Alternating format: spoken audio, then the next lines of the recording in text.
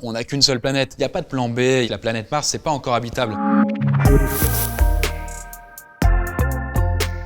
Salut Combini, nous voilà déjà au dernier épisode de CQFD. Et maintenant qu'on a fait le tour des énergies, eh bien on va parler de ce qu'on peut faire pour les économiser. Et donc c'est parti pour un tour de vos questions sur les éco-gestes. Alors oui, bien sûr, mais avant, c'est quoi un éco-geste? Eh bien, c'est un geste du quotidien qui a un impact positif sur l'environnement. Ça peut être par exemple d'utiliser le mode éco des appareils ménagers, utiliser des lampes basse consommation comme les LED, ou même manger local. Bref, je vais pas vous faire toute la liste, vous trouverez des tas d'exemples d'éco-gestes sur l'appli EDF et moi. Et d'ailleurs, dessus, vous pourrez aussi suivre votre consommation et même apprendre à la réduire, donc ça fera d'autant plus d'éco-gestes.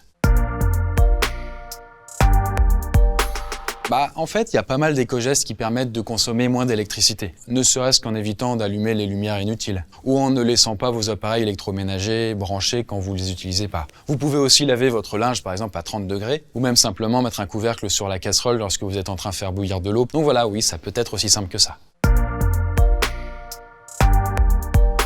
Je pense que ce serait le fait d'éteindre ces appareils en veille. Ouais, faites pas comme si vous n'étiez pas concerné, on voit lorsque vous laissez votre ordinateur la nuit. Et oui, parce que juste en l'éteignant, vous réduisez d'à peu près 50% sa consommation.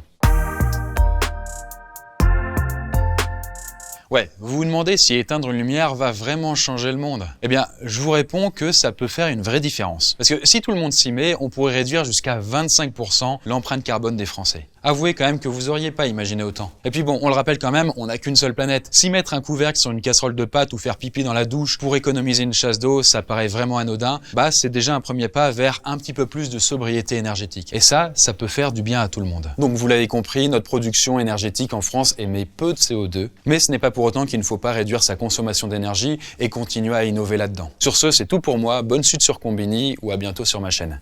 Ciao.